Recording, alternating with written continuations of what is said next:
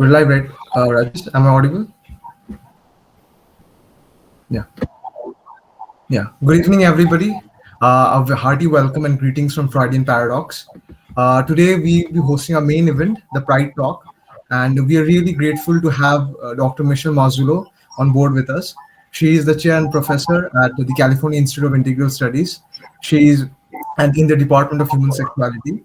The professor has done some really interesting work related in relation to LGBTQI plus communities. Over her 17-year career, she has been involved in several research projects examining the impact of neoliberalism on decisions to marry in the US, barriers to higher education for US LGBTQ students, the general uptake in support for US marriage equality movement, etc. So we're really glad that we're really honored to have her on board, and that she has agreed out to our proposal for talking at this event. So if anybody has questions regarding regarding her talk, or if you want any questions regarding human sexuality or things like that, you can post your questions in the chat box, and we'll select them and we'll basically ask them after the talk. I'll be signing out and handing over the stage to Professor. Professor, could you? You're live now. Sure. Hi, everyone. Thank you so much. I'm really excited to be here with you at NIT Trichy. Again, my name is Dr. Michelle Marzullo, and I work at the California Institute of Integral Studies in San Francisco, California. And because of the pandemic, I'm calling in today from my home in Oakland, California. And so just so excited that you're having your first Pride events on campus. And I'm very, very, very honored to be here talking to you today about myself and my work, and then engaging in a conversation afterwards. Sayan, I wonder if we might start the presentation? Yes, ma'am, sure. I'll just share this. Great.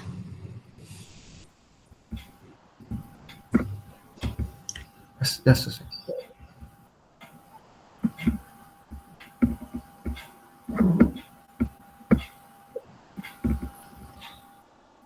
Wonderful. Yes. Thank you so much.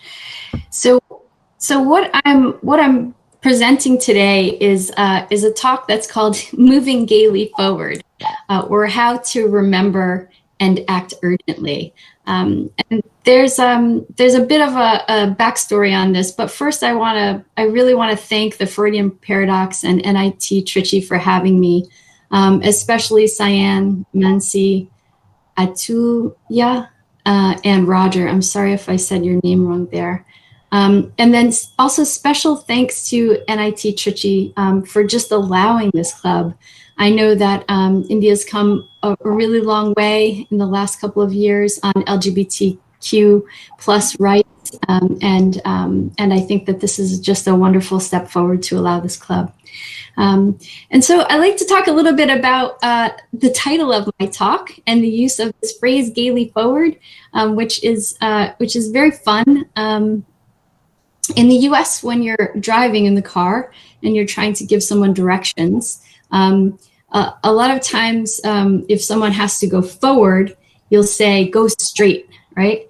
And so since I was a teenager, myself and my friends would often change that, and we'd say, "Go gaily forward," because we didn't want to tell anyone to go straight.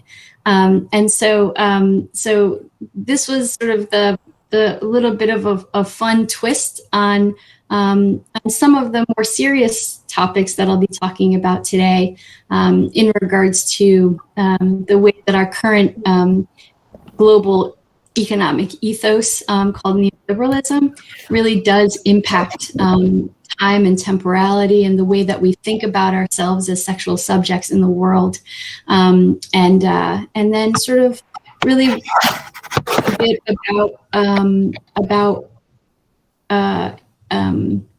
I think someone needs to mute their line, and then just wanted to talk a bit about that. Oh, it looks like, here we go. Okay, good. So queer temporality in general is a way of acting against the linearity of market time, work time, school time, It's a way of finding our power and inspiration from ourselves and our communities. And this is really what Pride has always been about. It's the reason that it started, to really create solidarity among us, to fight for revolution, to love each other sometimes even when no one else will. And in this frame, I'm very happy to have prepared the 2021 Pride Talk for you all today. And I'll definitely unpack some of the things that I've mentioned, like around this idea of linearity of market time and queer temporality below. But just to remember, and this is a really important time, I think, in the world's history, to remember that that we all have power. That we all have community, that we all have each other. These are dark times, I think, especially in India right now. But I'm so excited that you all found a way to still come together and to show the resiliency of your spirit, and to really show your pride. So I'm very happy to be here, and I'll start the talk. Next slide, please. So my talk today will focus on my work on LGBTQ plus issues. I'll talk about why I began this work and the things that I couldn't account for, or living history reflexively, the things that I like to think about, and then also what I do now in terms of my job, which is running a critical sexuality studies program at the doctoral level. And then I'll move on to sort of the second part of my talk, which is the longer part, which is really going to be thinking about these questions of LGBTQ plus justice issues and neoliberalism. Some people also call this globalization. You've probably heard that. Neoliberalism is the more accurate term, though. So I'll be talking about marriage equality and its critiques. I'll be talking about why time and neoliberalism is important for setting the agenda for LGBTQ agenda for going forward. And then I'll just talk, kind of wrap it up with the title of the talk, Moving Gaily Forward, Queer Temporality, or How to Remember and Act Urgently. Next slide. So I'll move into my work now. Yeah, so here's me when I was probably about your age. That's my mother, and that's my brother. And then I sort of came of age probably before most of you were born. My teenage years were in the sort of late 80s, and at that time, the HIV/AIDS pandemic was first gripping the world, and especially the United States. And you can see the Pride quilt. That was the Pride quilt in 1987. It's since grown much bigger. And at the beginning of the HIV/AIDS pandemic, people started to remember and memorialize their loved ones by creating these quilts with their names on it, and different sort of pictures and things that they loved on these quilts, and it became a real sort of expression of grief, of collective grief, but also something that helped to catalyze action. And the biggest group for, I grew up in Connecticut, on the East Coast of the United States, very near to New York City. And a lot of the pictures, the other sort of images you see on your screen here, would flash across the news when I was growing up daily. And the picture down on the bottom left was the picture that I remember most from when I was in my very early teenage years. Gay men in New York City, through an activist group called ACT UP, staged a die-in. And they staged a die-in to literally show the bodies of gay men laying on the street, in order to try to get attention from the Reagan administration and Dr. Anthony Fauci, to start to take HIV/AIDS seriously because so many of their community, so many of our community, so many of their lovers and their friends were dying. So my development of my sexuality, and as I was sort of coming out and trying to deal with figuring myself out, this is what was sort of surrounding me at the time. And needless to say, it was a very frightening time to be thinking about sexuality. And then I put the picture of my mother in there because I really, at the time, really understood the impact of marriage and the impact of patriarchy and the way that our society is really, structured in many ways, and I think it's changing now, but in many ways to support the heterosexual sort of family framework. And I say that I understood this at the time, not with those words, but with the feeling that I understood once my parents got divorced, and they got divorced when I was 10 years old, that I saw my mother put in the position to still raise us. My father went off and, lived his life and barely gave us any support. My mother didn't have even a high school education, and was really tasked to keep a house together, to work, to raise 2 kids, all on her own.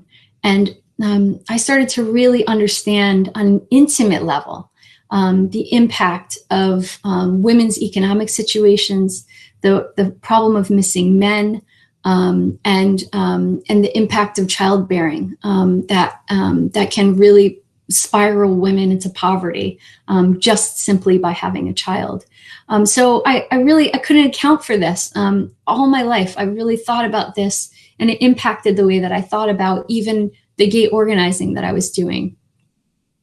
In my neighborhood growing up, I did know someone gay, and this really helped me to understand and frame myself.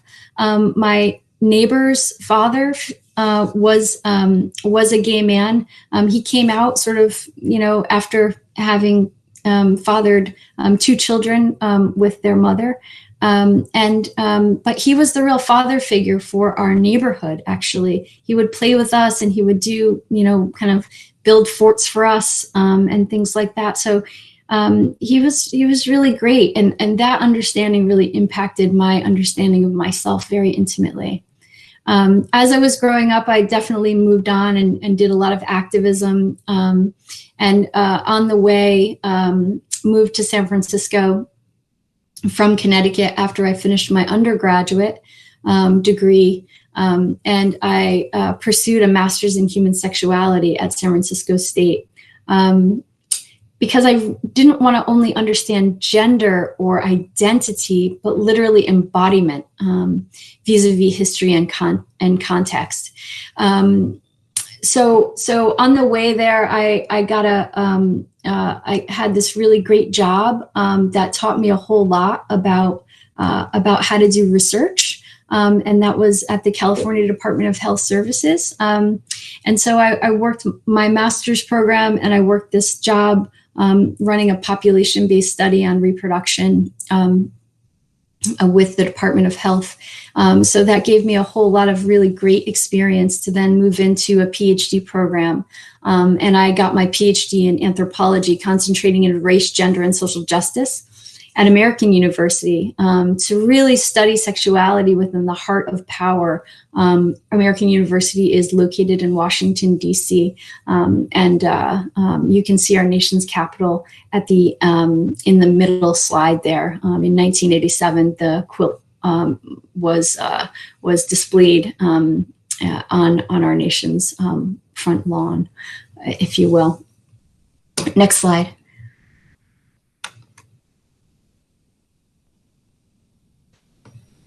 So some of the things that I really like to work on now are LGBTQ, sexuality, and reproductive health, that interest has stayed with me. I really like to think in the framework of policy on the ground, from the realities of people who experience things. This is what makes me a real anthropologist. I like to focus on research, so focusing on the locus of power in research. So whenever I create or structure a research question, it's not a disciplinary-based research question. It's a research question that really says, how do we find out what the locus of power at the center of the question is, and construct a question that's really focused on some kind of a social issue, or some kind of a meeting of power and intimacy vis-a-vis sexuality. And then I generate my literature review using a transdisciplinary or multidisciplinary lens, and generate, access different methodologies and methodological tools based on centering that research question. It's also how we run the PhD program here at our university.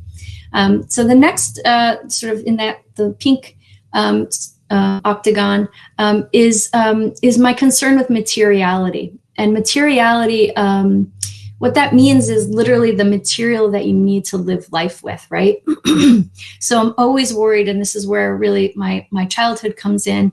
I'm always worried and concerned about, are we doing research that actually matters for the way that people are experiencing their lives, for helping with those circumstances somehow, even if the research merely points out and shows exactly what's going on.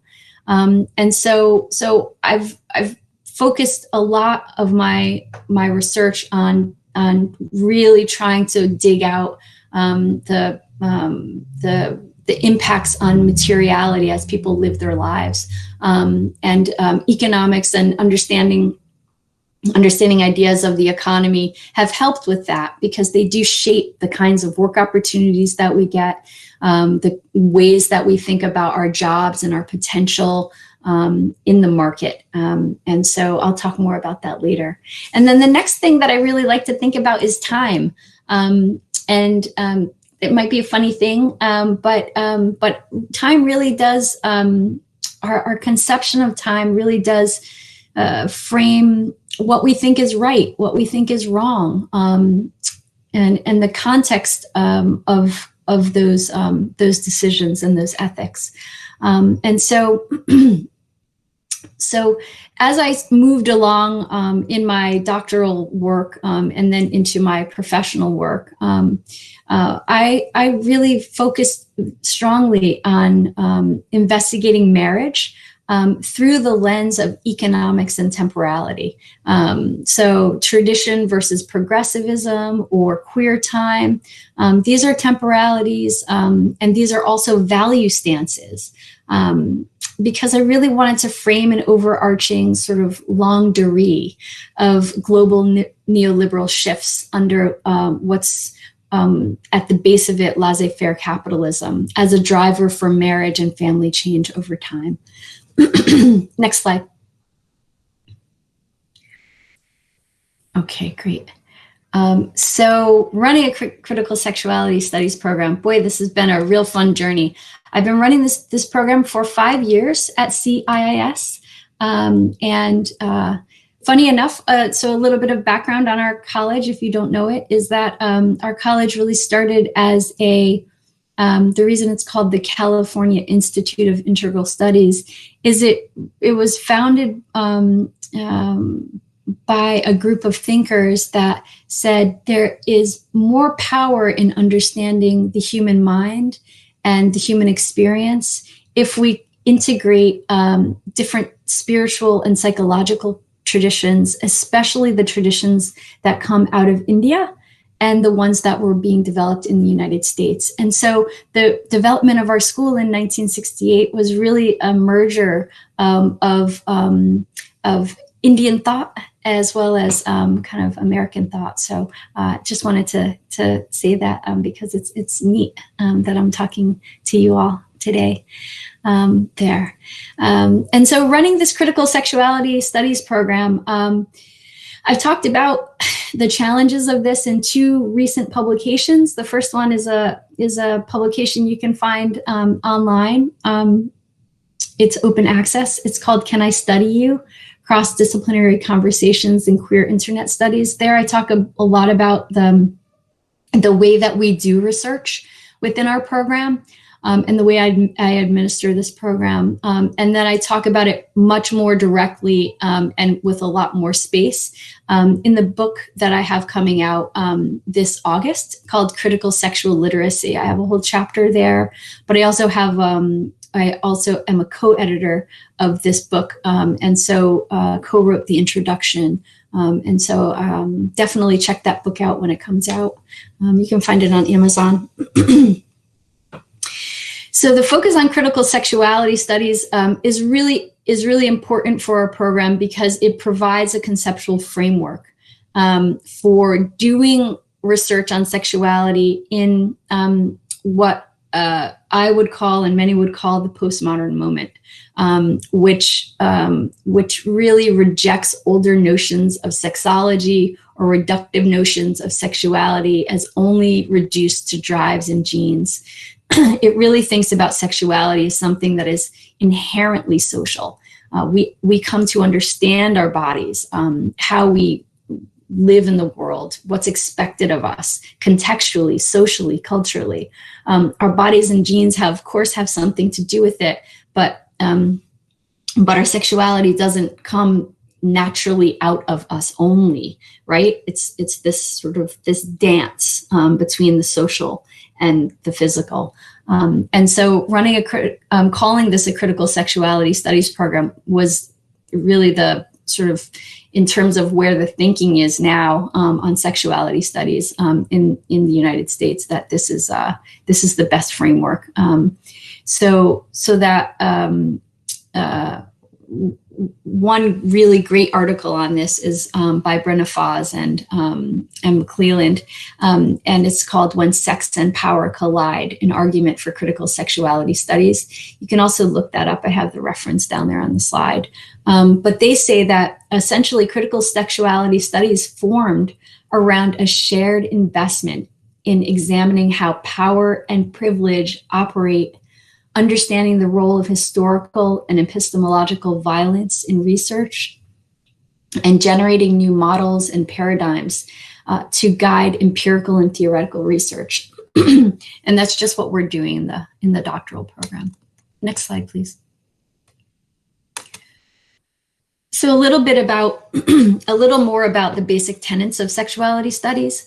As I mentioned, sexuality is a profoundly social matter, not reducible to only fixed biology or to psychology, though the field of sexuality studies started in psychology vis-a-vis Freudianism, which is why I just love the name of your club, the Freudian Paradox. Sexual embodiment flows through sexual biographies and subjectivities. Subjectivities means basically who we are, the subjects that we become as we're sort of growing up and moving through the world as human beings, right? Emotions and affect are part of this. Sexual feeling worlds, the structure of feelings, the realm of the senses, all of these shape our experiences and our understandings of our own sexuality. Human sexualities are, from the get-go, we have to think about them as multiple, as varied, sometimes as contradictory, as always symbolic and always meaningful for us. A few different scholars have really worked on this concept of sexual script theory. Gagnon and Simon came up with the term in 1972. And they essentially said that sexual conduct is always scripted conduct, and it's based in cultural learning. So the way that we think about our sexualities, if we've grown up in very different places, are really going to be different. And that's okay, normal, natural, fine, good. Sexual cultures are always multi-layered, they're fluid, they're negotiable, they're always already emerging. I always say to my students, one of the most challenging aspects of running a sexuality studies program is how quickly people change their identities. They really like the language that people use to explain that level of affect and emotion, and that sort of the way that they're understanding their sexualities and genders. That language is always changing, even if the feelings, they might be very similar. But as people develop over time, we develop more and different ways of communicating and expressing, but also our subjectivity shift over history and over time. So there is an interplay. So as I said, human sexualities are fashioned by time and space, by human communities and structures. And so discourses, or the kinds of things that we talk about, the way that we think about and sexuality, are all sort of in that mix to create what Foucault calls new species. We're always creating new sexual species as targets for study via power knowledge spirals and a focus on difference. And so if you want to read more about where I got a lot of the information on this slide, you should take a look at Ken Plummer's 2012 writing on this called Critical Sexuality Studies in the Wiley-Blackwell Companion of Sociology. Next slide. So now that we've kind of have a little bit of a background on who I am, on how I think, on the kinds of things that I'm sort of thinking about, and I really sort of take inspiration from, I'd love to talk to you about this, the main sort of focus of this talk today, which is on LGBTQ issues and neoliberalism. And so, as I mentioned, I've done a lot of work on marriage, the question of marriage. I've thought a lot about it. I'm writing a book about it, and I'm really using this talk to help me to frame up the final chapter of that book. And so, some of the linkages that I'll be making here are drawing on a larger body of work. So I'm happy to take questions on that later if anything is unclear. I'll be talking a lot about concepts that help me to traverse this argument where I'm linking LGBTQ issues and neoliberalism or globalization. But I start the talk by talking about marriage equality and its critics. I also then move into talking about why time and neoliberalism is at all important for setting the LGBTQ agenda going forward. And then I end my talk really talking about these temporalities and a different way of structuring our thought about where we are in the world. Next slide. So marriage equality critics. So I just love this I just love this website, this effort. It's called Against Equality, and it's so shocking, right, to hear someone say, "Oh, they're against equality." That's not actually what they mean. They do mean that they're against the efforts of marriage equality for very specific reasons. But I just pulled up this quote, and they say. Gay marriage apes heteroprivilege and allows everyone to forget that marriage ought not to be the guarantor of rights like healthcare. In their constant invoking of the, quote, right to gay marriage, mainstream gays and lesbians express a confused tangle of wishes and desires. They claim to contest the right's conservative ideology, yet insist that they are more moral and hence more deserving than sluts like us. They claim that they simply want the famous 1,000 plus benefits. But all of these, like the right to claim protection in cases of domestic violence, can be made to non-marital relationships. And the 1,000 plus benefits that they're talking about there is during the marriage push in the United States. The Government Accountability Office was asked to, by Congress, to count the number of laws that married people enjoy, which others do not. And they had to stop counting. So when they say 1,000 plus, they mean that there are thousands and thousands of laws on the books in the United States at the federal level that give benefits to people who are married versus people who are not married, and so that's what that means. And this little image I just love to. They say marriage, the proverbial burning building. Instead of pounding on the door to be let in, queers should be stoking the flames. So clearly they do not like marriage. But I hope I do some justice in sort of unpacking some of this in the context of neoliberalism, and using time as a way to understand what they are talking about, because it is really it is a very nuanced understanding that they have, even though they're coming across quite provocatively. So next slide. So some key points of those opposing marriage as equality. I'll just read this through.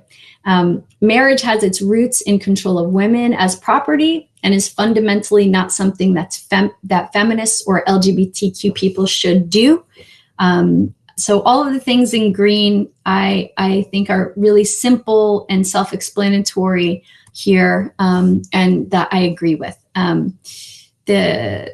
Another point of folks who oppose marriage say that U.S. marriage activists were all elite white people, by and large. That's exactly who pushed this agenda for a couple of decades in the United States, who had everything they wanted in terms of conservative credentials except legal recognition of their relationships. So they ruined the LGBTQ plus movement to get to this aim.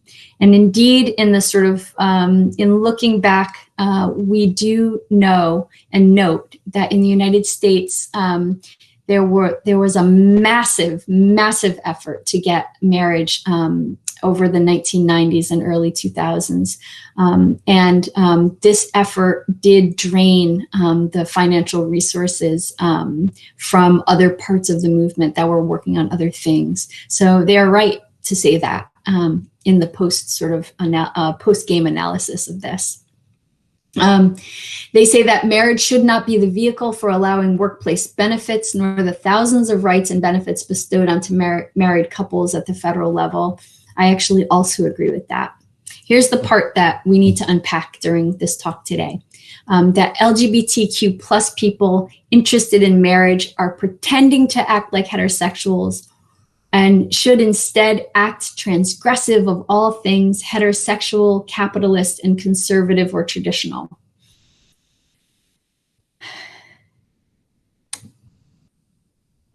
So the first 3 points are clear to me and I'm in agreement with. My work in this arena and the locus of this talk centers on unpacking and examining the modes of action for questions of capitalism and this conservative, traditional versus progressive, transgressive temporality that's been set up in these kinds of discussions around who's right or wrong on marriage equality. And so we'll go to the next slide. So these 2 points are often used in queer circles to argue against same-sex marriage. They're quotes from really wonderful books that I absolutely encourage you to read. But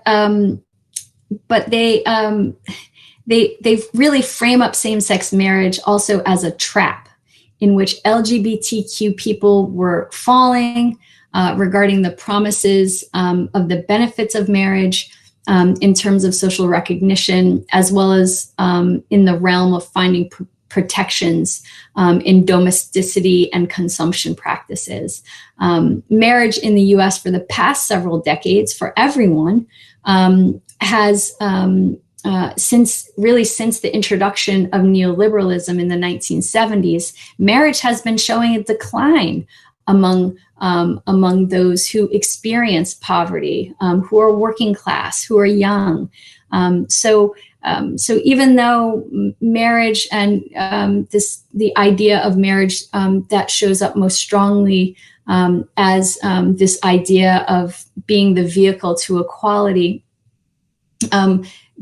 for general people who have been able to marry to quote unquote get this equality and to get these benefits, the people who are participating in marriage, it has been declining steadily in the United States. So what gives, if this is such a sort of great way of getting equality and sort of a great way to get recognition and rights, why is the marriage rate declining at the same time that LGBTQ people were fighting for it in regards to same-sex marriage? Surely the institution of marriage and the political context of it would not change because LGBTQ people now have access to it, or would it? Next slide. So I'm going to unpack a little bit of this by really focusing on, as I've said, time and marriage temporalities, on neoliberalism, on this concept of subjectivity and identity. I talked about that a little bit earlier. And then when I was discussing critical sexuality studies, and then also power. All to talk about why understandings of time and neoliberalism are important for setting the LGBTQ agenda going forward. Oh, next slide. So I'll start with time. There are really two main ideas of time that are battling with each other. If we're thinking about this, this binary of traditionalists or conservatives against progressives who are going to transgress and fight the traditionalists and the conservatives, right? This binary way of thinking about winners and losers is really a modern way of thinking. It's a modern temporality. This idea of modernity happened during the Renaissance in Europe to the turn of the 20th century. It's anchored in ideas of history, a big H history, as sovereign, as one, as if we only all have one history only, and that history moves in a linear fashion through the beginning of time to where we're plummeting to the end of time, right? So it thinks about a distinct and discrete past, a distinct and discrete present, and a distinct and discrete future. And says that there are overarching laws of development that govern time.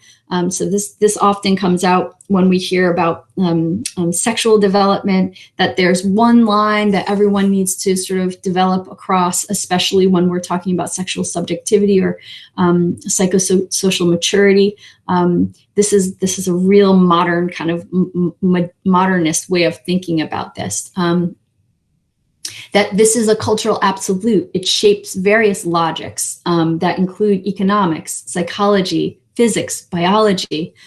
This idea that time is a neutral, homogeneous medium.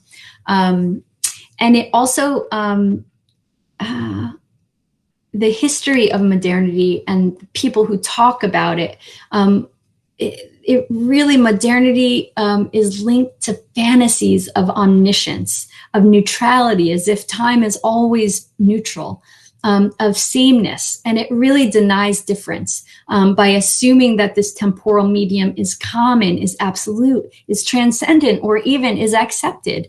The idea of postmodernity is still has this concept of modernity embedded in it. We have to remember that. So we're not past this idea of modernity. We're trying to get past it, right? That's what sort of this post-modernity idea of temporality speaks to. So that post-modernity, it's not a discrete reality. It's not sort of a replacement of this, but it is this idea that there are lots and lots of different discourses or stories ways that we think about our history and historicity. It's late modernity is very squarely informed by postmodernity. So here we have a quote from Felsky, who says, "The postmodern is not a new, more depressing narrative, but rather the coexistence of multiple and mutually exclusive narrative possibilities, and really human possibilities, without a point of abstraction from which we may survey them." And so she's really talking about the fact that if modernity always says we have to have a big H history, some history that we're all sort of hearkening back to as the good old days, she says, no, that point of abstraction no longer exists.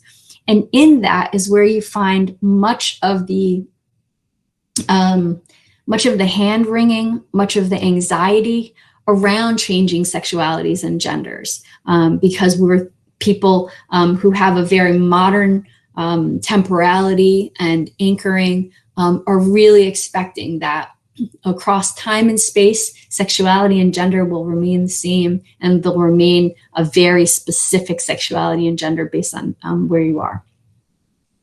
Next slide. But that's, of course, not where we are now. I'm going to take a sip of water.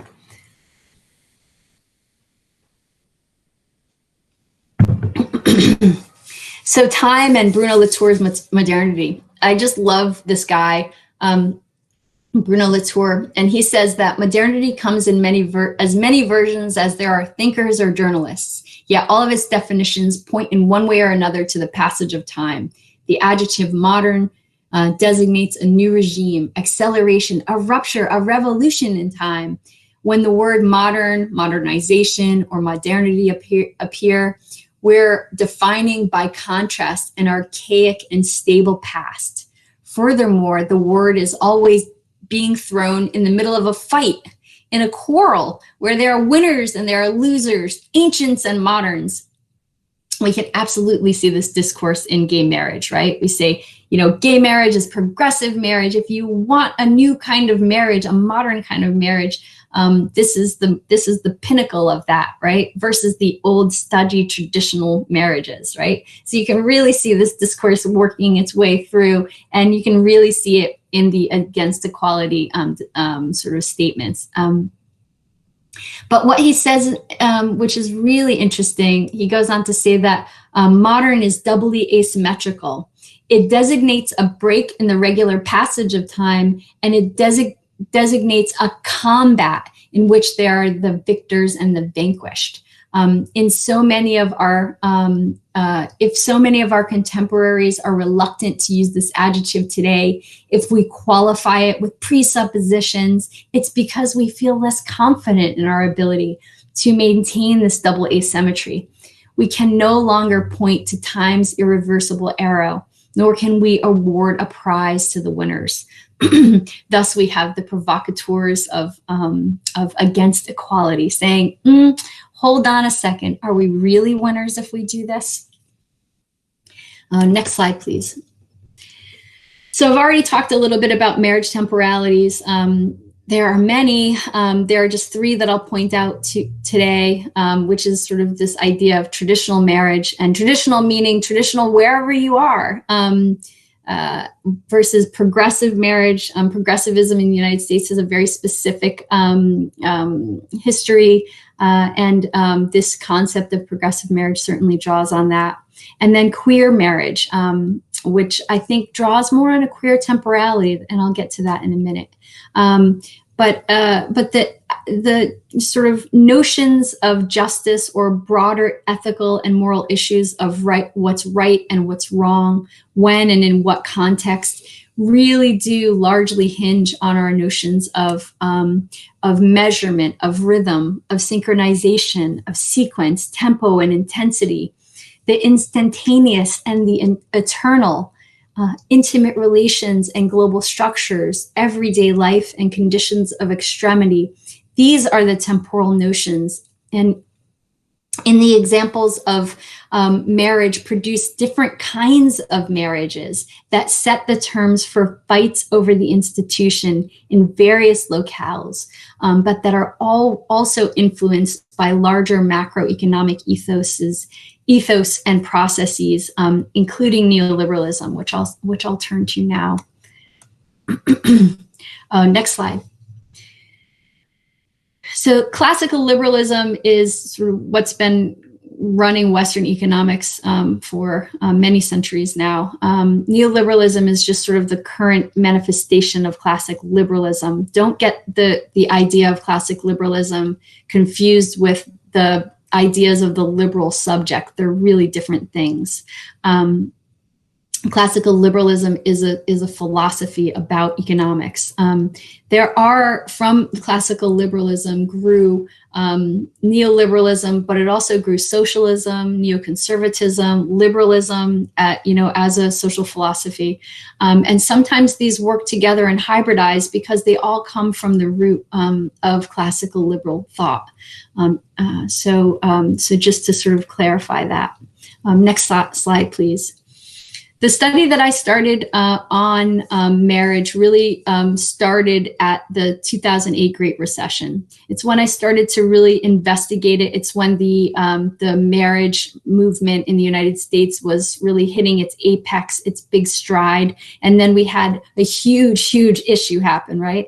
The largest economic slowdown we've seen in generations. So this is just Duminel and Levy really talking about the history of neoliberalization as within the general history of capitalism, but as a very, very specific kind of iteration of classical liberalism to push forward capitalism. And so large scale, so my argument, of course, is that large scale economic cycles have very clear impacts on marriage and childbearing rates. Examples from the Great Depression in the US saw a later marriage and delayed childbearing for generations until World War II. And the government's investment into the middle class in the US positively influenced those trends toward younger and childbearing across classes. The US Great Recession also demonstrated those linkages between impacts on marriage rates and vis-a-vis our economic struggles. Next slide. There was a recent study done by Andrew Cherlin and colleagues on this question of the effects of the Great Recession on family structure and fertility. And what this slide really shows is exactly what I was just saying, is that the Great Recession really does closely impact US marriage rates, or closely impacted US marriage rates at that time and continues to. Though Cherlin is a famous sociologist who's made his living studying marriage, his work doesn't closely attend to sort of economics as a thing that humans create and that we have influence over, right? Instead, his work talks about the impact of the economy on marriage, as if these marriage trends are subject to some kind of natural economic cycle. And this is one of the lies of a neoliberal temporality, or one of the lies of modernity, that we're all always moving in a straight line, informed by the market. Never shall we cease to work in this way, when this idea is really very new, this idea of neoliberalism. In the way that we've been experiencing it since the 1970s, really globally. So examining neoliberalism and the things that our incarnation of capitalism does to family making, to marriage, to fertility rates, to ideas of sexuality, over time allows us some insights into how things are changing and the investments and the power that the powerful make over others. LGBTQ people are found within, not outside of these larger macroeconomic shifts and these cultural pressures. So if we understand how neoliberalism influences us, not just what is, I argue that we can't just call it another iteration of capitalism. We really must be thinking about how do we influence its change. And so neoliberalism, in case folks don't know what it is, Harvey has this really nice definition of it. And he says that it's political economic practices that propose that human well-being can be best advanced by liberating individual entrepreneurial freedoms and skills within an institutional framework characterized by strong private property rights, free markets, and free trade. The role of the state is to create and preserve an institutional framework appropriate to such practices. The state has to guarantee, for example, the quality and integrity of money. It must also set up those military, defense, police, and legal structures and functions required to secure private property rights and to guarantee by force, if need be, the proper functioning of markets. Furthermore, if markets do not exist in areas such as land, water, education, healthcare, social security, and environmental pollution, then they must be created by state action if necessary. So that is called privatization generally. But beyond these tasks, the state should not venture. And so you see a real preference for focusing on really diminishing any kind of social welfare efforts that the state might support, and an emphasis and a likewise emphasis on diminishing civil rights or universal human rights only where these do not directly impact market behaviors. So public good only exists for the state for the sake of market success in the long term. Short-term losses should be expected and tolerated, even if it is the loss of human life or prosperity. So it's a pretty dark picture. The effect of this is that we're all left to fend for ourselves, which pushes, this is my argument, which pushes us back into pre-state formations for support, pushes us towards our family, pushes us towards our local communities, towards our religious organizations, things that were there well before the state was there to think about citizen well-being. And so we are often turning to these things, these structures, these institutions, these people, when we're young, when we're ill, when we're elderly, whenever we're in need of any kind of help. But the big question is, what happens if people are estranged from their families of origin, if they have tenuous community ties, like in the case of LGBTQ people? What about the differences in historical context and geography? So this gives you a little bit of insight into why it is that LGBTQ people started to move towards marriage as some kind of social safety net in the 1980s, when the first, really one of the first lawsuits were brought to sue for marriage among a gay male couple. It was because the two men had HIV/AIDS and were really looking for a way to find social safety support, some kind of health care for each other. And so if you think about marriage in this context, then we're starting to really unpack the critique of marriage. Oh yeah, next slide. Sorry about that. So really this slide really goes into talking more about subjectivity, identity, and time. And the mere thing that I'd like to sort of use this slide for, because I know we're running towards the end of time, is to really say that this this concept of LGBTQ plus has no unitary stable core. Its meaning changes, and the meanings of other identities that might be important to you from where you are always in flux between the local and the global. We're in conversation with each other, especially with the advent of internet technology, where local and global ideas of sexuality and gender are flooding around the world at any given time. And we change with these ideas. They don't not touch us. They don't not influence us. We're constantly changing our ideas of ourselves around this. Even though a modernist fantasy would hold that all sexualities, including identity and practices, are everywhere somehow, timeless and stable, have a universal referent. In a postmodern world, we remember that the modernist fantasy is just that.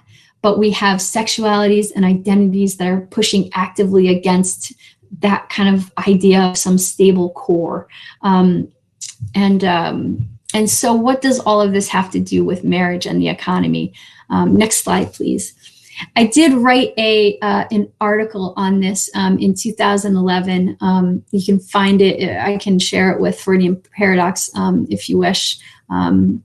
That really talked about the way that neoliberalism resemanticizes different ways of thinking about ourselves as people, as subjectivities, as subjects, and changes the way that we think about some real core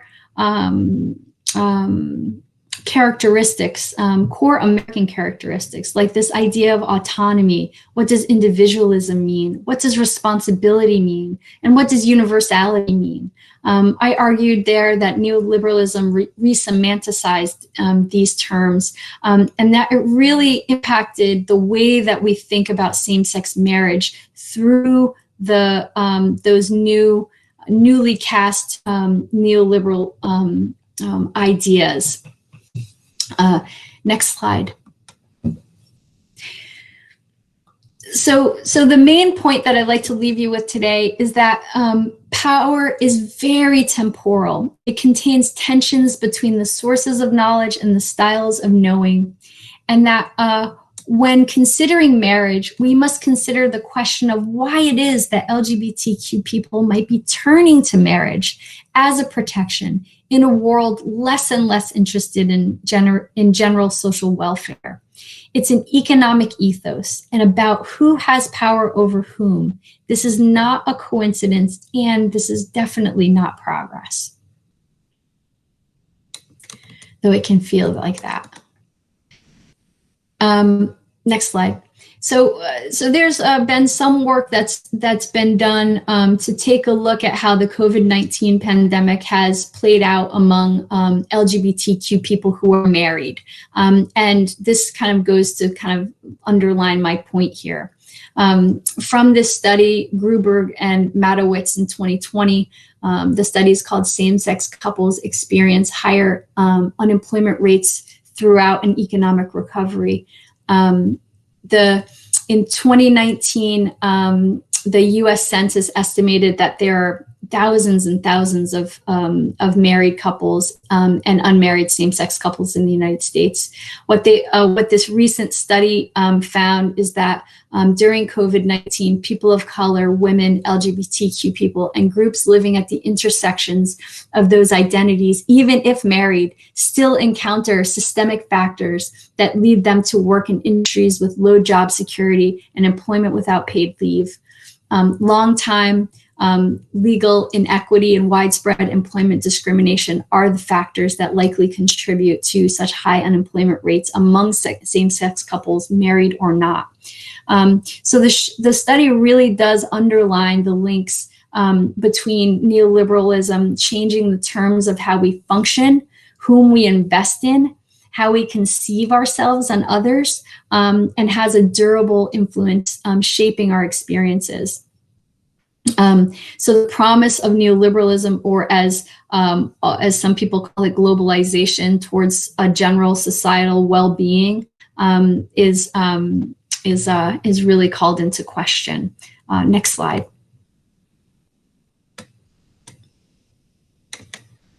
So is marriage protective of human well-being? I think you know my answer is no. In a post-marriage neoliberal environment in the US, the main area of future impacts for LGBTQ freedoms should really focus on employment discrimination and overall support for LGBTQ rights to improve the general national GDP. So that's where the movement is right now in the United States. It's moving gaily forward to really consider and work on employment discrimination, housing discrimination, really discrimination that impacts the materiality of living among people in the US. So I'll leave you with this, moving gaily forward, queer temporality. This is a quote on what queer temporality, what does this thing mean? And I won't read it, but I'll talk about it in context. That queer time occurs within modernity's linear time frame, but it can be conceptualized as the ability to reflexively think about possibilities from multiple temporalities and the difficulties of modernity inspired by intimate sexual and gendered experiences of loss, right? These are real losses when people experience material deprivation, loss of family, loss of their home, loss of employment. So in this way, a queer temporality or being queer is not linked to one particular sexual orientation. A queer temporality instead embraces coincidence. It embraces alterity, being alternative, being different. It embraces transgression. It embraces overlaps where you may be, feel that you're bisexual or not all the way gay or heteroflexible. It embraces all of that, that fluidity and the playfulness, the imbrications of sexuality, the contaminations of sexuality. This temporality is grounded in the present moment as a force, at once indefinite and virtual, but also forceful, resilient, and undeniable. That's Judith Halberstam talking, not me, now Jack Halberstam. As Elizabeth Freeman adds, queer temporality also puts the past into meaningful transformative relationship with the present. Pure nostalgia for another revolutionary moment will not do, but nor will its opposition, a purely futural orientation that depends on forgetting the past. Instead, queerness consists of mining the present for signs of undetonated energy from past revolutions. And that's where I'll end, with our last slide that says, or how to remember and act urgently. My argument is really that, that this queer temporality that allows us to think about ourselves as not only modern people or not only as, some transgressive people, but as ways to really think through how these different notions can act to push us forward, can really give us different ideas of ways of organizing, of ways of being inspired, of ways of loving each other even. Just wanted to sort of leave you with that and really leave you with the question as India really moves into thinking about how all of this will work for you. What are the lessons that you might act on in the context of India in terms of LGBTQ rights and freedoms? How will you detonate past revolutionary energies towards future queer freedoms? And I thank you, and I know I went over time, but I'm happy to take any questions.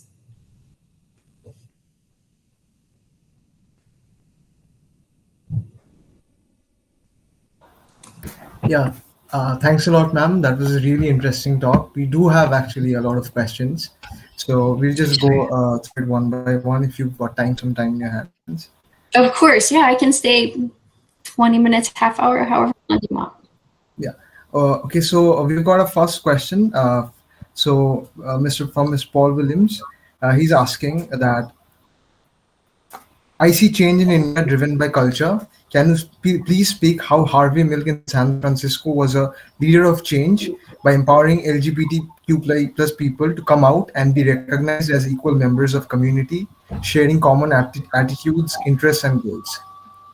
Mhm. So can you repeat the first part of it? How I just missed the one word. How what? Yeah. Can you speak how Harvey Milk in San Francisco was a leader of change by empowering LGBT people to come out and be recognized as equal members of the community? Sure. Yeah, that's a great question. Thank you for it. So San Francisco has Harvey Milk Plaza. Of course, it's right in the heart of the Castro neighborhood. It's our neighborhood in San Francisco, and Harvey Milk was he was a white man, right? So he had, if we're talking about the central referent and the sort of group that has power in the United States, we're talking about generally white men. And he was a white middle class man. So what he did was he used his status as that sort of central referent to say, hey, I own a little camera shop, I have a little business, I have a little business space. I'm going to use my space and my social capital and my actual economic capital to really start to help organize people. And he did that. He really he ran for supervisor in San Francisco in, I think it was the 70s or 80s. I can't remember exactly the date.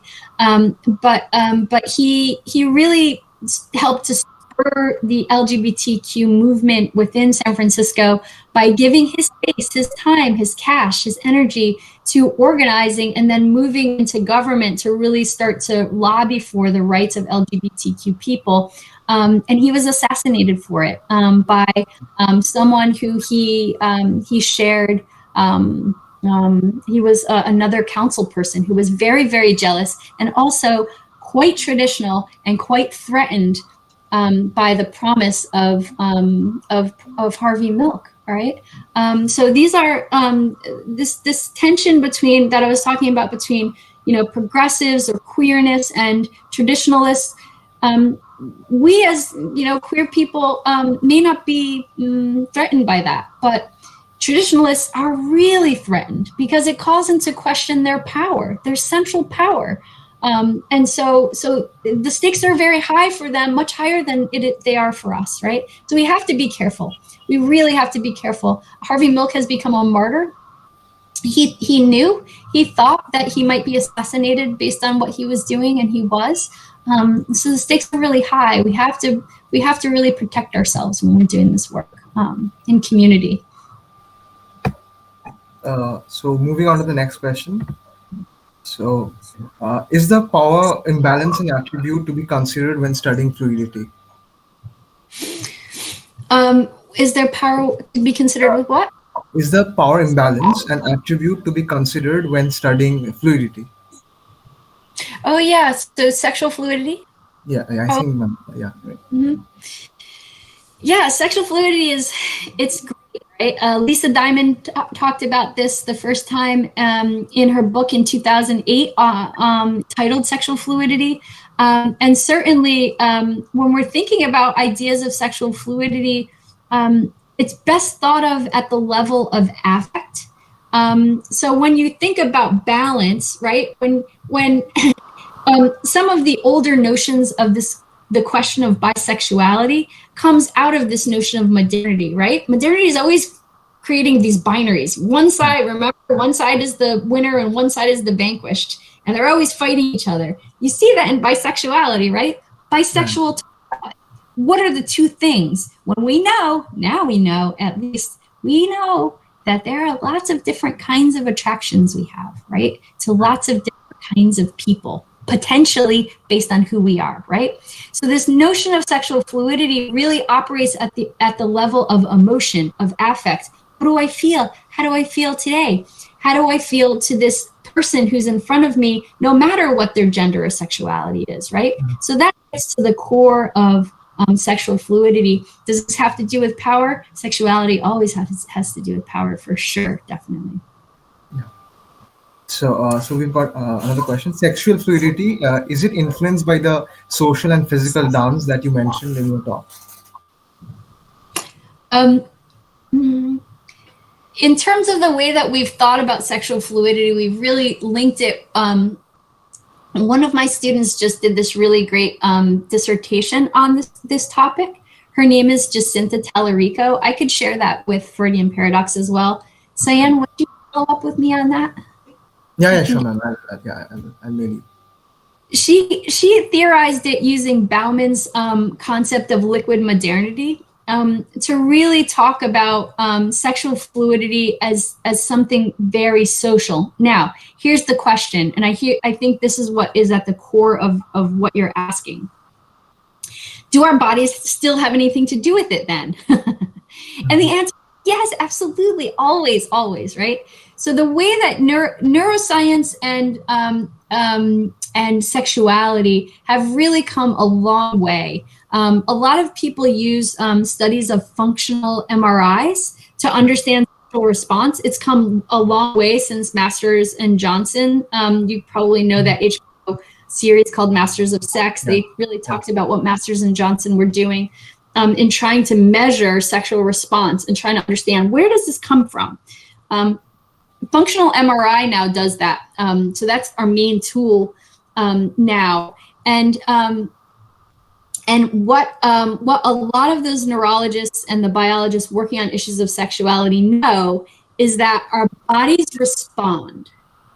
How we're thinking of sexuality, even if man or woman, how we're thinking of sexuality is always influenced by our culture, by what we've learned about it. How dirty do you feel? How right do you feel? How blessed do you feel in moments of sexual desire, in moments of sexual contact, when you're just thinking about sexuality? And so those things intimately, at the level of our sexual response, will impact our bodies. And so, you know, all of that sort of, all of those messages also play into, you know, how risky we're being in terms of sexuality, how much we want to kind of like just forget everything and like and escape into sexuality. In the early HIV/AIDS epidemic, there was a lot of talk about risk avoidance or avoiding quote unquote risky sex. But who defines risk? What is risk? Is risking never touching or being with someone that you really desire? For a lot of people, that's a much bigger risk than risking an STD or a tryst in which you might you know, cheat on your wife, for instance, for men who are married or people or women who are married. And so these are bigger risks, right? To go without love, to go without desire.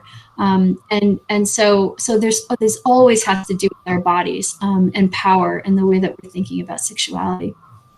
So there was this one question, and you just answered it as well. So the question was that a lot of people, in a very wrong way, kind of connect the idea of the spread of AIDS in USA with the large-scale LGBTQI plus movement that was going on then.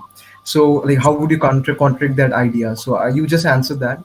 So that kind of really influences, because a lot of people, even in India, when the recent law a few years back kind of removed the criminalization of the same-sex couples, so a lot of people, a lot of politicians kind of claim that idea, kind of put that opinion out, and so it's kind of started a debate, and we're really happy to have that answer today here as well. Yeah, no, for sure, Sayan, and also, you know, in the early HIV/AIDS crisis in the United States, because gay men were the ones who were first showing up with this, people started to think that, oh my goodness, it's a gay. I remember they used to call it a gay cancer. It's the gay cancer. The gay cancer. It's God showing the gays that they shouldn't be like this.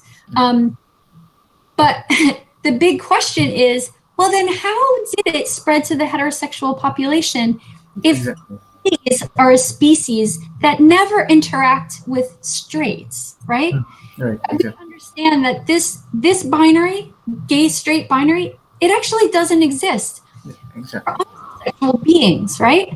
that was one of the big lessons of HIV/AIDS, that it really critiqued this very static notion of sexual identity. The sexual identity is not static, right? We have these feelings. We can have sex with people outside of marriage. It happens all of the time, right? And HIV/AIDS, as well as other sexually transmitted diseases, can happen.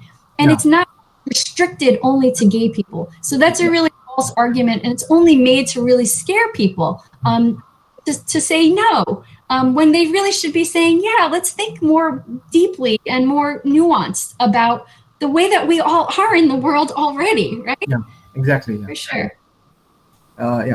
So, ma'am, moving on to the next question. We have a question that in the event of neoliberalism, did all the grounds of definitions that we generally held metamorphosize? What's that? In the event of neoliberalism, did all the grounds and definitions that we generally held metamorphosize? That's right. Yeah. So that's a really interesting statement there.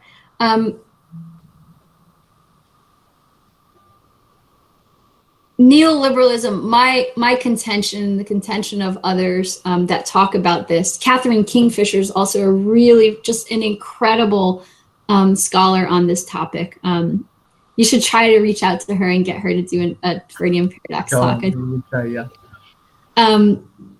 We both talk, we as well as others, talk about how neoliberalism really does change the terms that we use to think about ourselves, right? So the reason that I really started to think about time and temporality vis-a-vis neoliberalism is because I started to hear, I'm an anthropologist, so I was doing an ethnography in upstate New York when I was sort of researching these ideas. And I heard people saying, things like, I'm not an adult yet. This is someone who's 30 years old sitting in front of me, right? I'm not an adult yet because I don't have a 401k. A 401k is a retirement account in the United States. It's what you use to save for when you go old. And I just thought to myself, wait a second, hold on a second. Because I can tell you, I'm not so old to know that my mother and father, when they married, and they were still very young, they certainly thought of themselves as adults when they got married, and they didn't have a 401k. So it's here. And it really sort of made me sort of go down this rabbit hole of thinking about what are the terms we use to define ourselves? And what are the core terms that really are at the sort of center of the operation of neoliberalism? The kinds of things that people usually use, like you should just be responsible for yourself. Pull yourself up by the bootstraps. You don't need that social welfare. Don't worry about that. Just be an individual. That will solve everything, right? But there are really different terms used to define what those things mean under neoliberalism. Yeah. So yes, everything is changing. You're right. Everything is changing. Yeah. So we've got another question. Few more questions. Does Bruno contradict the idea of the Gaia hypothesis? Bruno Latour? Yeah. Oh, the Gaia hypothesis. Ooh, this is one of my favorite hypotheses. Thank you so much for it. The Gaia hypothesis, it's really interesting, actually. I don't know if you know of the movement around ecosexuality, but ecosexuality does think about the Gaia hypothesis vis-a-vis sexuality. But to answer your question much more directly, there was a book that came out I think it was in the 1980s called The Silent Spring. And it was written by Carolyn Merchant. And Carolyn Merchant recently wrote an article in 2009 that clarified a lot of her ideas in The Silent Spring.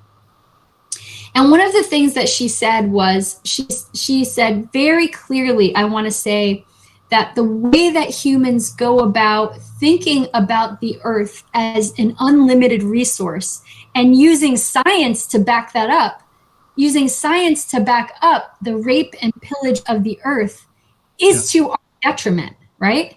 And the Gaia hypothesis, of course, says it doesn't really matter what humans do. You can keep going towards your own destruction. The earth will balance itself, right? The earth will always balance itself, whether we'll be here, whether we think about balancing ourselves so that we can be here into the long future. Well, that's up to us, right? But the Gaia hypothesis says, the earth doesn't care. It's going to find its balance, right? We're not going to destroy the earth. The earth may just destroy us, though, if we get too out of balance. So the movement, the eco-sexual movement, is really trying to take up some of these ideas and say, there should be a way that we think about our sexuality, that we think about creating children, that we think about desire and love. That's well beyond just human desire and love, but we should really love the earth just as much. Yeah. Like I even read an article recently where Bruno kind of said that, or he's hypothesizing Gaia 2.0, kind of redefining what the hypothesis means through his work. Oh, really? Oh, well, hey, you know what? I don't know about that, but you're right. Because I think one of the reasons I went down the rabbit hole of thinking about Carolyn Merchant is because what she was really critiquing was the starting in the Enlightenment and the move away from the church and towards science. She was really really critiquing modernity, right? And so I could see where Bruno Latour would pick that string up. I'm happy to. I'm not aware of that. Okay. I'm gonna check it out. Thanks. So we have. So we've got. Is Kinsey scale a proper representation of sexual measures still now? So the Kinsey scale is good. The problem is sort of in the question of proper, right? Yeah. Since sexuality is always changing, it's good. It's a nice description. The question is sexuality only a binary from a heterosexual to homosexual, right? It's a real modernist way of thinking about sexuality. So if you want to think about sexuality in that modernist frame, sure, it's good. I would argue that it's really insufficient. There is another scale that was created called the Klein scale. The Klein scale brings in sexual fantasy. And then when you bring in sexual fantasy, you start to realize, maybe these scales can't explain all of this, right? Yeah, right, exactly. Because our desires are so flexible, even if it's not our sexual behavior, right? Many of us have quite rich sexual fantasy lives, and sometimes it doesn't, have anything to do with the partner that's sitting beside us in bed, right? So you attend for what is sexual orientation? Are we oriented? Are we pegged in a specific time and place? To a specific identity, or can we think about it in a much more free way that really honors, where we're growing up, the kinds of feelings that we have based on that, the kinds of influences we have later in life, and through our friends, through our social movements, through our jobs, through being in the world, through the beautiful experience of having children. How do all of these things impact the way that we think about ourselves as sexual beings? It does change. Yeah, it does. So we've got this. So Susan Heckman had argued that Foucault's work successfully integrates the discursive and the material. Focusing on Foucault's theory of power, I argue that he provides a viable alternative to both modernism and linguistic constructionism that is particularly relevant to political theory. What is your idea on this contradicting Latour's work? The contradiction between Latour and Foucault. Foucault, yeah. Right? Yeah, Foucault. Okay. Yeah, no, really good point. Absolutely, I agree with you that that there are flaws in Latour's thinking, for sure. None of us are sort of the magic bullet, right? That's why I always say to my students, academia is different from religion in that we're not dogmatic, right? Exactly. We're always willing to say, maybe that part doesn't hold up to other things. And I think the flaw that you're pointing out is right. And we should really think about it. Foucault's way of thinking about discourse analysis and genealogical analysis is central to the way that I think about and the way that we teach students to unearth critical sexuality studies research projects in our department. So absolutely agree with you. That's the right way to go. So Turing had emphasized the role of affective ideas in rolling a perfect AI. How does critical sexual study integrate the ideas with an emotionally driven AI system?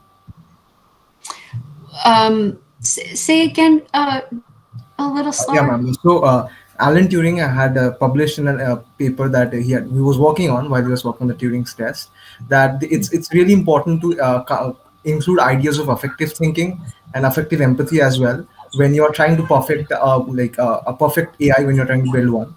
So like he's asking that how does the new ideas in critical sexual study kind of implement and integrate with that? Yeah, this is really interesting. I know some about some of the bias that is programmed into AIs, especially thinking about decision making. Yeah, there's also the unconscious bias that kind of gets implemented because of who's making the AI. So yeah. Correct. Yeah. The indexes that the AIs are building on, right? To sort of exactly. Some of those indexes were created quite a long time ago. Yeah. They did have this central referent, right? Something that was the right thing. Yeah. But your question is much more than that. It's really about sort of this affective register and structures of feeling. Eve Sedgwick wrote a book called Structures of Feeling after she wrote her book Epistemology of the Closet. And though I'm no computer scientist, I think it would be great if folks who are working on AI and thinking about this question might read that book. Oh no, it wasn't called Structures of Feeling. I'm sorry, it was called Touching Feeling. And she was really working on this question of structures of feeling. And I think that you could find a lot in there. Eve Sedgwick, of course, was one of the first queer theorists, along with Judith Butler and Michel Foucault and others. But yeah, they were.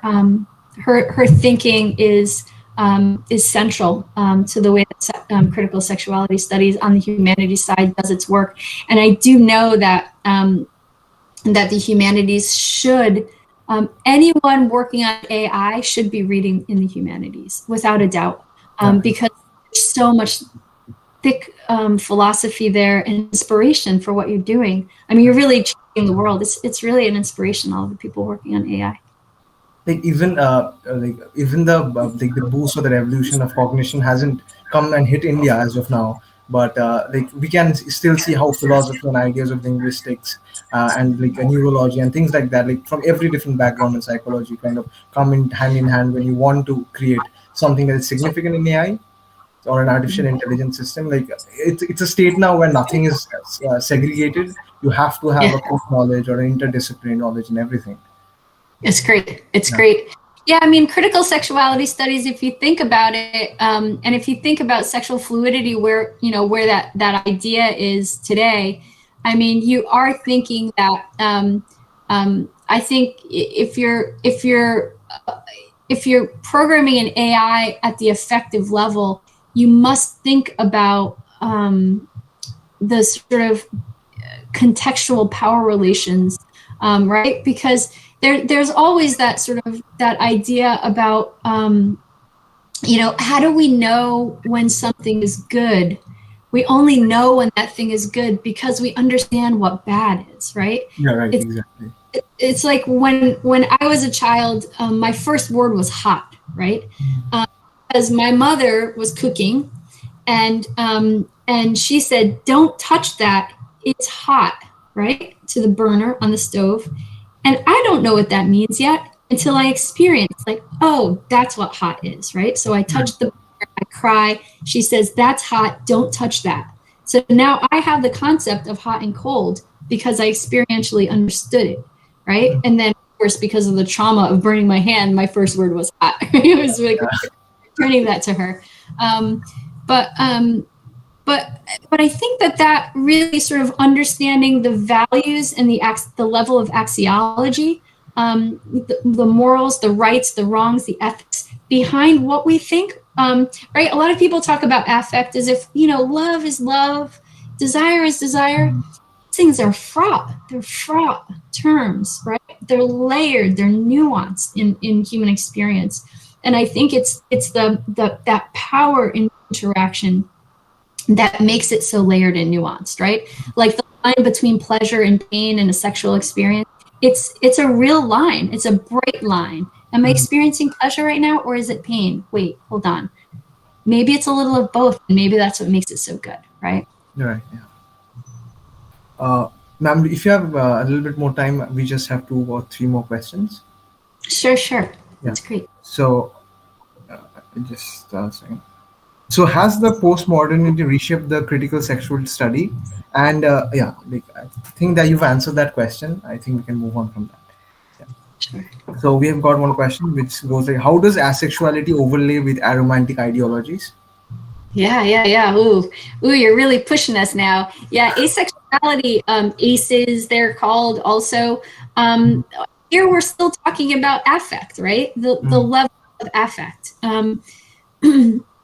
If asexual people, in the way that they describe it, just say, I don't have sexual urges.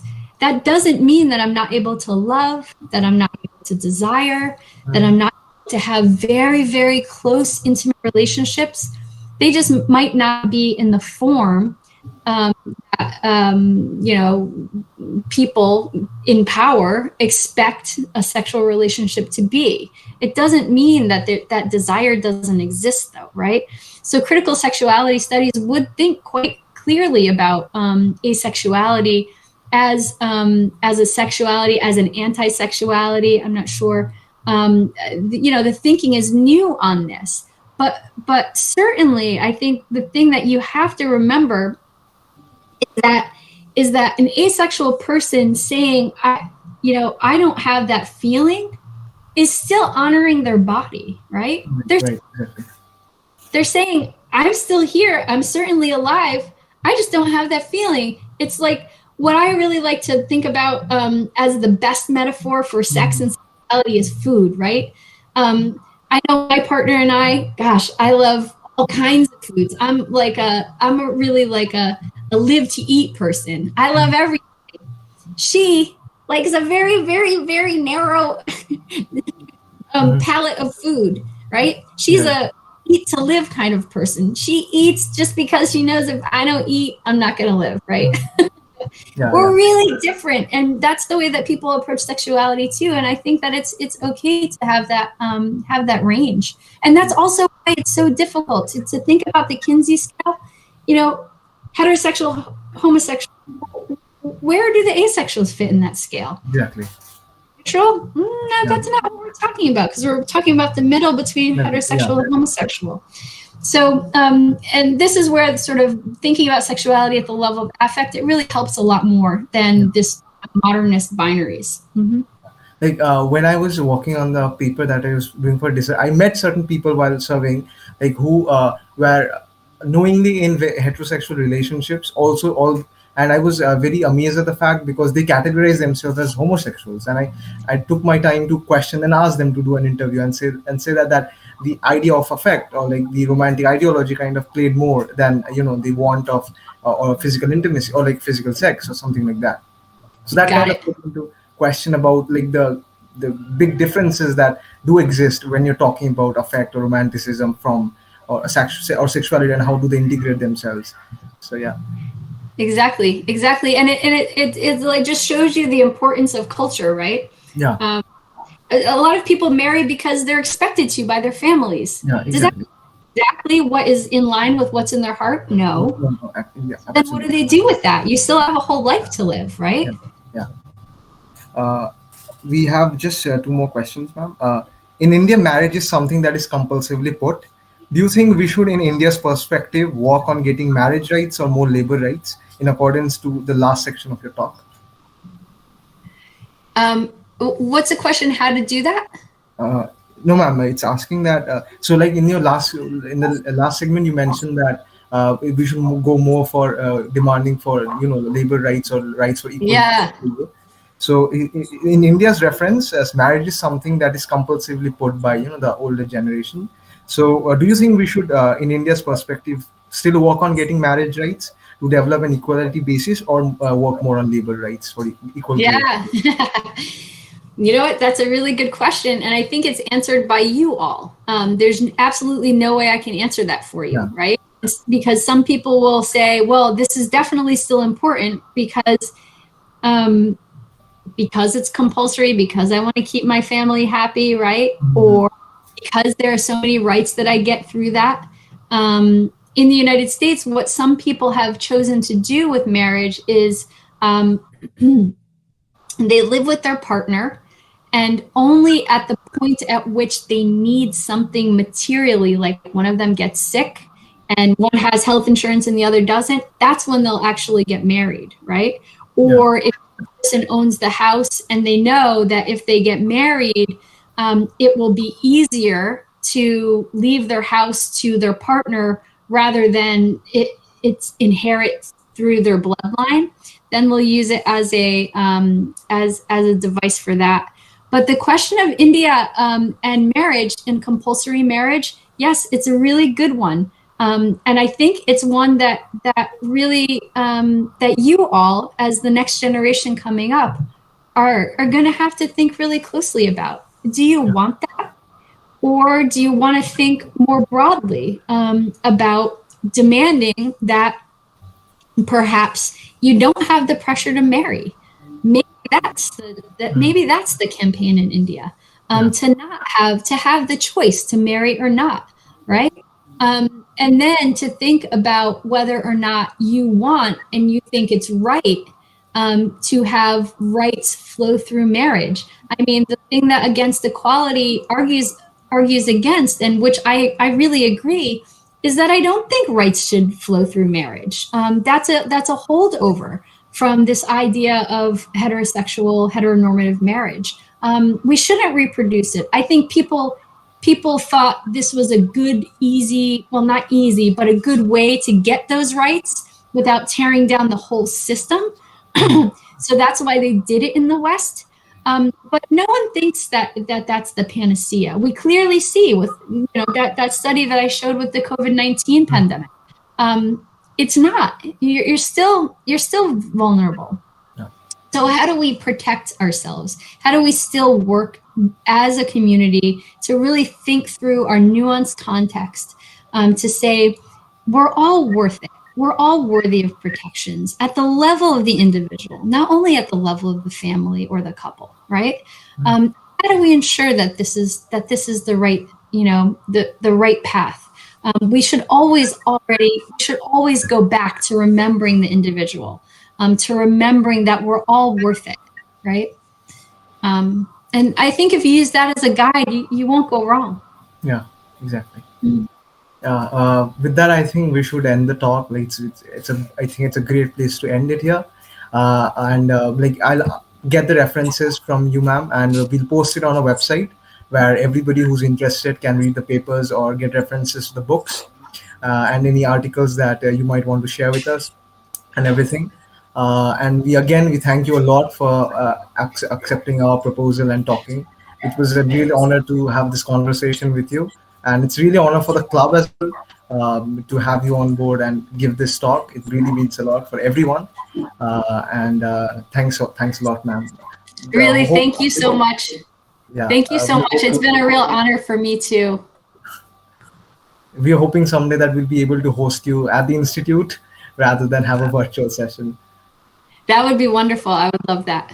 Absolutely. Yeah. In touch. Yeah, sure, man, of course. So thanks a lot, guys, for joining the session. We'll be logging out now. So if you've got any questions or anything that you want to ask, you can just post it on the contact page of the website or just question us at our Instagram handles, and we'll deal with that. Okay, good night. Happy Pride. Have a good day, ma'am. Yeah. Bye-bye. Happy Pride, everyone. Thank you too.